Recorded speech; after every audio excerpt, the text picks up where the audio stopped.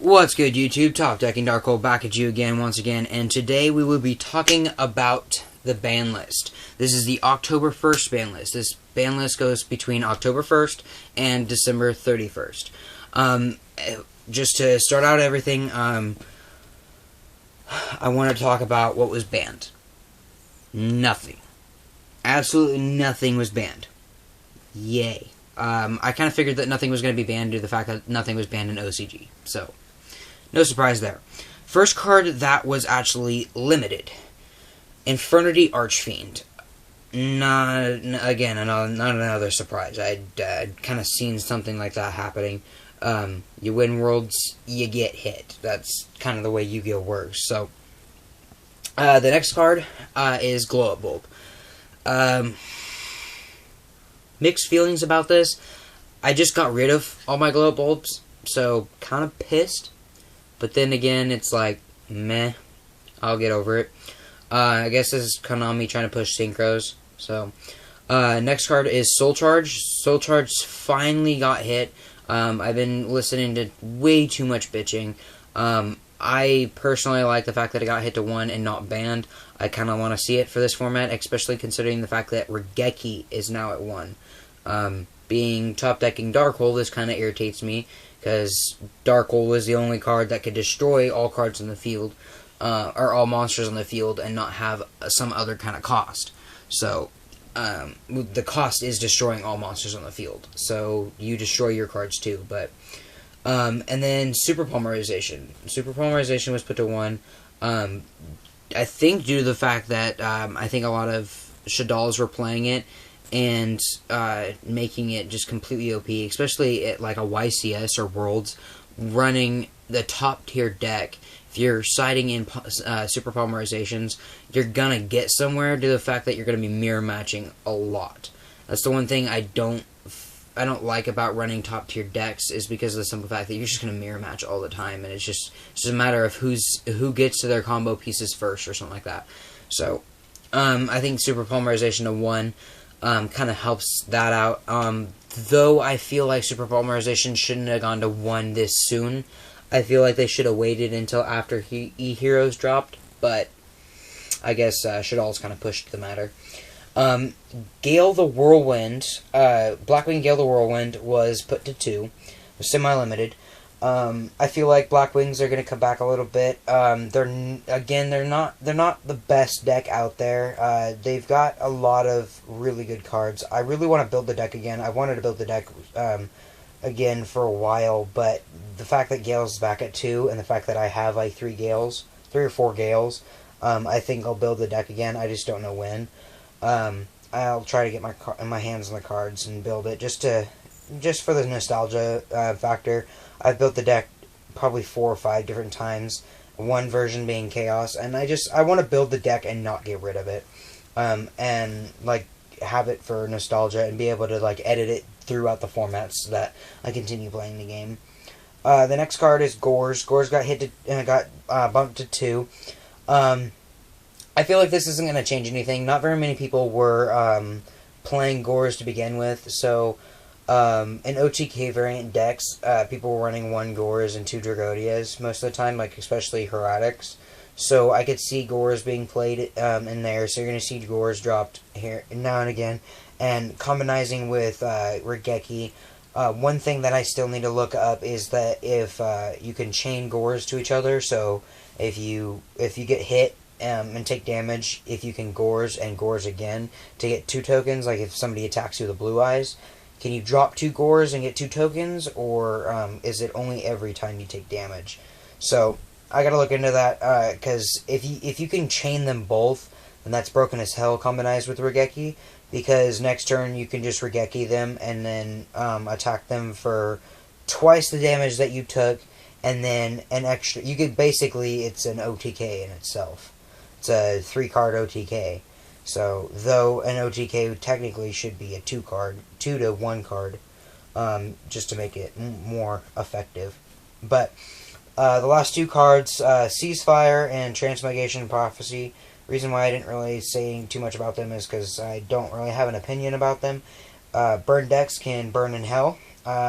any deck. I've actually built myself several versions of the same burn deck, one of the most consistent versions of the burn deck, and burned them. Yes, burned them.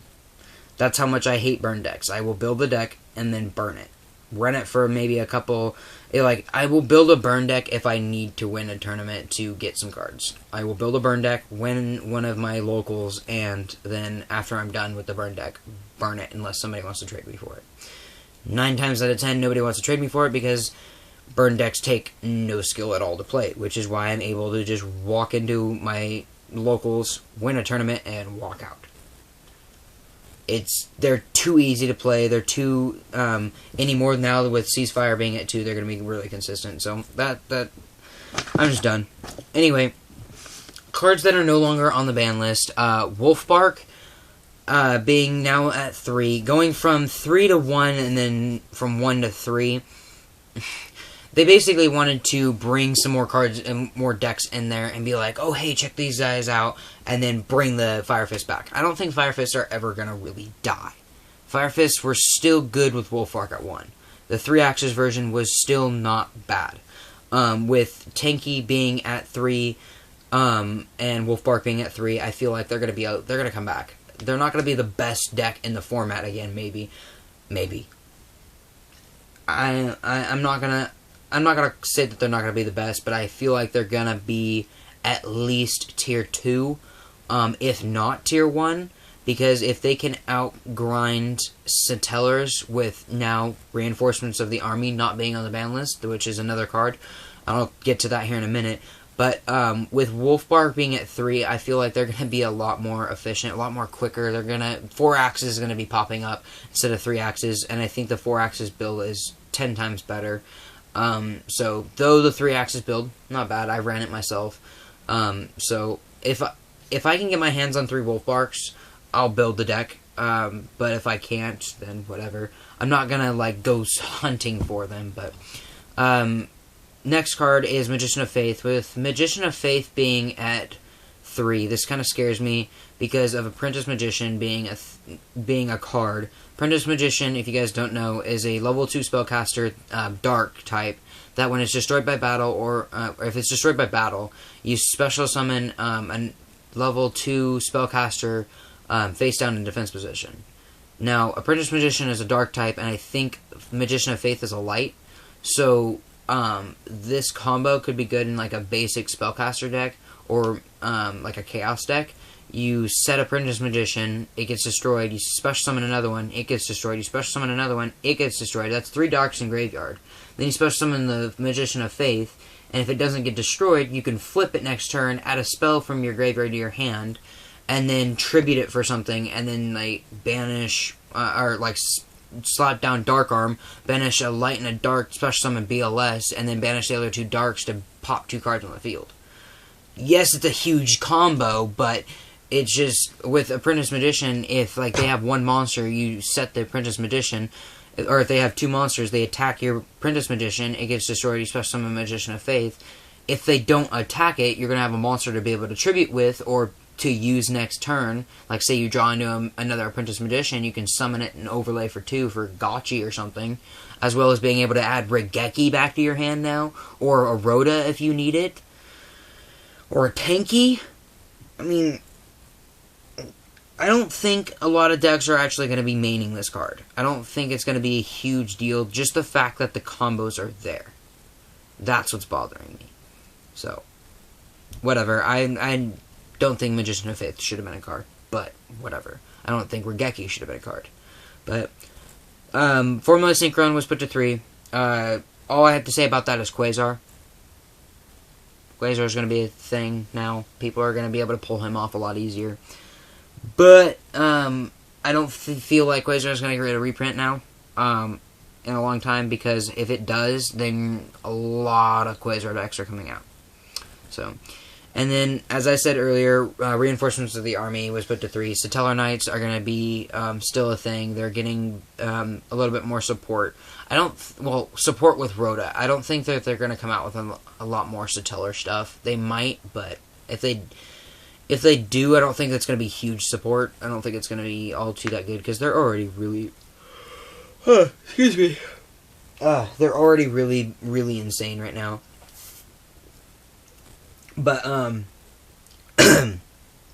Noble Knights, I think, are going to be a thing now because they're going to get a lot more consistent, and then with the box coming out for them, a lot of people are going to pick them up and play them, so... but my personal opinion about this band list is I think that this format is going to be really fun. Watching people drop Regeki or Dark Hole or every time somebody draws into Triple Rhoda, I'm going to laugh my ass off. It's just going to be hilarious. Because in a deck like Satellar Knights, being able to search out Deneb and Altair and search out all your combo pieces, in addition to being able to search out even more combo pieces when you use your combo pieces. You know what I'm saying? Like when you use Deneb and Altair, they search out, I think it's one of those two search out the other. I think it's Altair searches out Deneb or Deneb searches out Altair, basically. And if you have Triple Rhoda, you search all three of those, and then you search all three of those again. Or you search those two, not all three. But you search like 2 Altair and a Deneb, and then whatever else you run that you need at that time. You summon the Altair, search out another Deneb just to have backup or something like that. Man, it's just... Anyway, but I feel like this is going to be a fun format. I'm actually going to start going to tournaments a lot more, especially when I actually finish my Lightsworn deck completely. I should have it done by tomorrow. You guys are probably watching this on Saturday, if anybody's actually watching this. So, that's basically all I have to say. Top decking Dark Hole, signing out.